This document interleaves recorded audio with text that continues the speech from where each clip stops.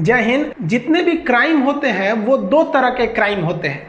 एक क्राइम को कहते हैं कॉग्निजेबल क्राइम, जिसे हम लोग हिंदी में कहते हैं संज्ञेय अपराध और उर्दू में कहते हैं संगीन जुल्म। आप जज को सुने होंगे मूवी में कि संगीन अपराध किया या संगीन जुल्म किया है, मतलब बहुत खतरनाक काम किया है, संज्ञेय अपराध। और एक होता है नॉन कॉग्निजेबल, इसे कहते हैं असंज्ञेय। देखिए यूपी दरोगा में जब भी पूछेगा तो असंज्ञेय शब्द देता है, संगीन भी दे दे तो कंफ्यूज मत होइएगा।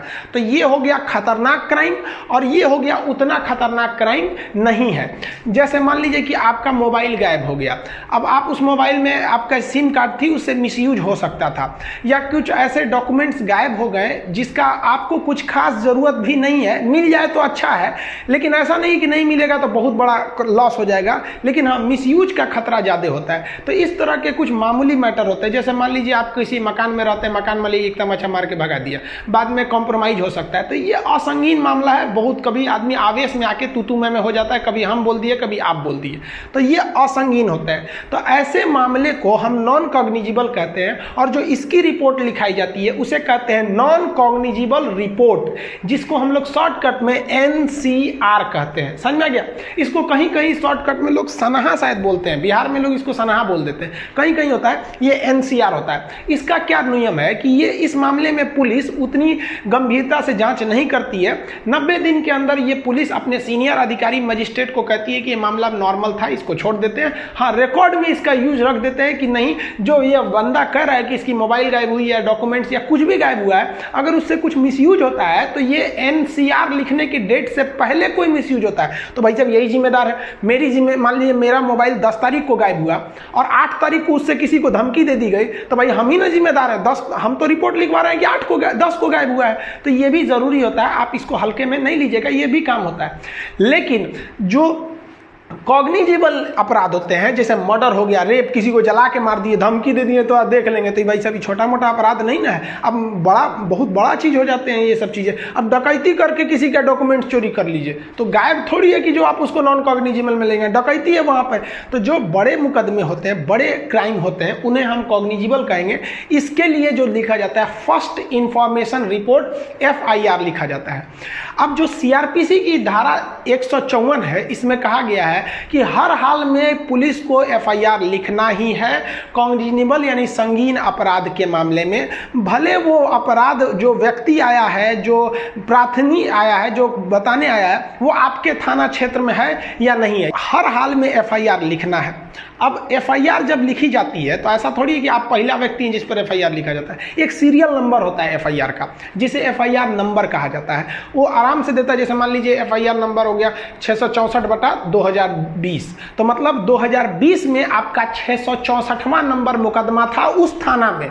हर थाना का अलग अलग FIR नंबर देता है। बटा में जो 2020 लिखता है ना, वो सन को दिखाता है। अब इस FIR नंबर का मतलब क्या हो गया कि उस थाना में 2019 में ये मुकदमा 164वें नंबर का ये FIR था। अब पुलिस इसके आगे जांच करेगी। तो इस FIR नंबर का बहुत वैल्यू होता है। ये ऑल ओवर इंडिया अब तो ऑनलाइन हो जाता है, FIR नंबर होता है।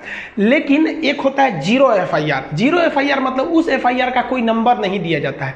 जैसे सुशांत सिंह राजपूत का जो केस चल रहा है वो मुंबई में है, घटना मुंबई है, लेकिन उनके पिताजी चूंकि पटना में रहते हैं तो ये पटना में लिखवा दिए हैं। तो ये थाना को अधिकार नहीं है कि आप दूसरे थाना के केस अपने जगह लिख लीजिएगा। हाँ, FIR करिएगा, लेकिन उस FIR को आप FIR नंबर नहीं दे सकते, तो उसके आगे जीरो लिख दिया जाता है कि इस FIR का नंबर नहीं है, लेकिन ये हमारे पास कहने आया है तो हम नहीं लिखेंगे इसका FIR, तो CRPC की धारा 154 के तहत हम ही पुलिस वाला अपराधी हो जाएगा, तो उसे जीरो FIR कहते हैं। जीरो FIR के तहत पुलिस आपको पूछताछ के लिए नॉर्मल बुला सकती है, लेकिन वारंट नहीं जारी करेगी। वारंट मतलब होता है नहीं तू अइबे करो, नहीं आओगे तो उठा के ले आएंगे। तो ये महाराष्ट्र, इसीलिए पटना की पुलिस महाराष्ट्र गई थी। तो जब कभी भी जो घटना होती है, अगर उस घटना स्थल से अलावे किसी दूसरे थाना क्षेत्र में लिखवा देते हैं तो वो हो जाता है आपका जीरो FIR।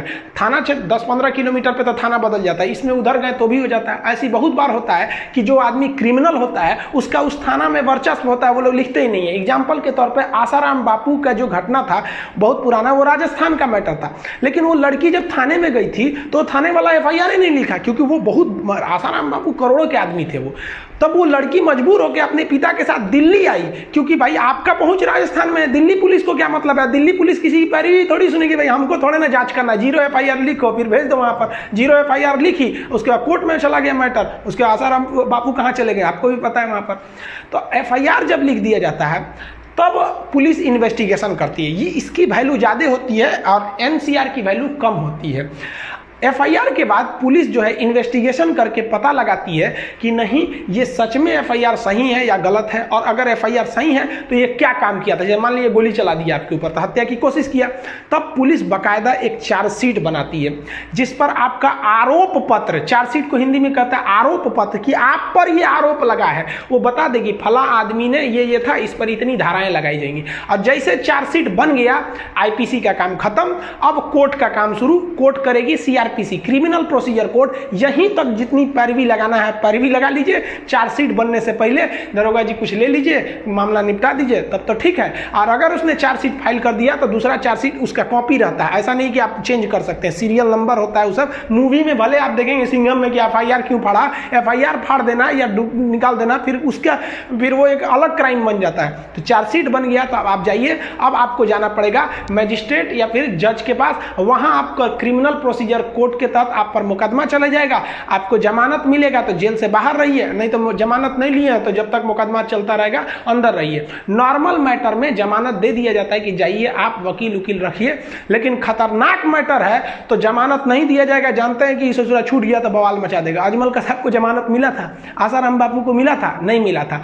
अब बहुत नॉर्मल लोगों को जमानत मिल जाता है, हमको कई बार जमानत मिला हुआ है। हम कोई क्रिमिनल केस में नहीं गए, स्टूडेंट्स की लड़ाई के लिए गए, स्टूडेंट्स की मांग सरकार को रखने के लिए गए थे, आराम से मिल जाता है। कई बार तो हम लोग एंटीसिपेटरी बेल लेते थे, मतलब जेल से जाने से पहले ही जमानत ले लेते, भैया मत ले जाना हमको। तो बहुत नॉर्मल मैटर रहेगा तो एंटीसिपेटरी बेल मिल जाता है, यानी अग्रिम जमानत। नॉर्मल मैटर रहेगा तो आपको जमानत मिल सकता है, हैवी एकदम रहेगा तो कुछ जमानत नहीं मिलेगा, जेल में सड़ते रहिए आप। तो आई होप आप NCR समझ गए होंगे, FIR और 0 FIR, चार्जशीट, जमानत, ये सब चीजों को आप समझ गए होंगे। इसको लिखवाने या इसका PDF वगैरह ऐप पर डाल दिए हुए हैं। ऐप जब आप लोग लेंगे तो उसके बारे में आपको वहां पर ये सब लिखा हुआ मिलेगा। अभी आप बस यहाँ समझ लीजिए, ऐप जो है वो हम आपको, ऐप जिस दिन आएगा उसके 2 दिन पहले, 1 दिन पहले हम आएंगे और आपको बता देंगे किस दिन आने वाला है। आप सबको इंतजार है, हम समझते हैं।